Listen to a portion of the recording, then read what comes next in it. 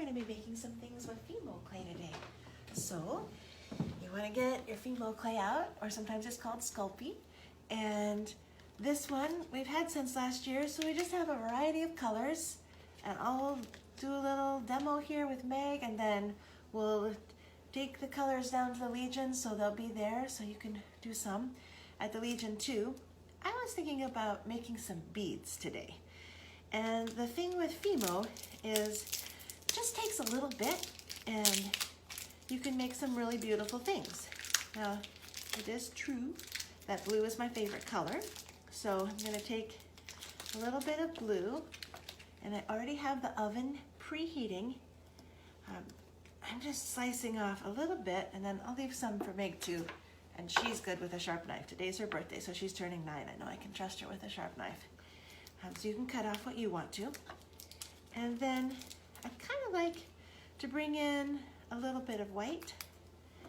And I was thinking about how when you mix the different colors, you often end up with something more beautiful than you would if you just did one color at a time, although one color at a time is also a very good strategy.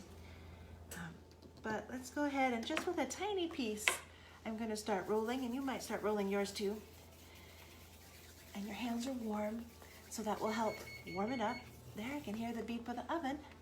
The preheat is ready. It says here on the instructions about how much heat it needs, but I did buy this, here we go, 230 degrees Fahrenheit for 30 minutes. So usually you bake things at about 350. That's not as warm as it would be if you were making cookies. That's just barely warm. Okay, so I'm starting to get a blue bead here, but I would like some swirl to it. So I'm gonna cut a little bit of white off. Here's some white if you want some white. And just add it right like that. And then rolling them together, we'll see what kind of swirl we get. And I'm hoping that it'll look beautiful. And you can see at first it just looks like blue and white together, but as we keep going, we might see things start to change. I was just thinking it'd be fun to make a necklace that could be a memory of how people all came together to help at this time. And there's just been so much generosity and outpouring of love, really, in our community, and from people all over the world, sending thoughts and prayers and money and encouraging us at what is really a time like I've never seen before in Haines or anywhere else I've lived. Okay, so the bead is starting to look white and blue and getting a swirl to it. I'm gonna roll it a little on here too and see if that mixes it up a little bit more. And each bead will probably end up looking different, which is part of the fun. I have learned when I'm using Sculpey or Fimo, if you have a light color, you probably want to work with that first if you want it to stay really white or light yellow, because then when you work with the blue or if you work with red, it starts to get on your hands and you'll have to wash your hands before you do the next one. So you're probably wondering, how are we going to get this bead to have a place where a string or a thread could go through it? And for that, it really helps if you have a paper clip or a tack. Would you get us a paper clip or a tack?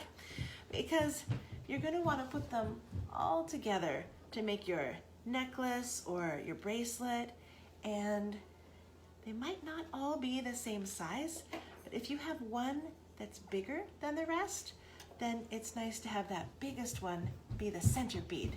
It's going to hang down. Oh, excellent, thank you. So we'll open up the paper clip and decide which way you'd like it to go. I'm going to poke it in right here, starting on the white side and go over to the blue, and then kind of circle it around like that. And this is just the start of how it's going to be. But once you've got your beads, or you might even make tiny little Christmas ornaments or something that would be special that you could give to someone.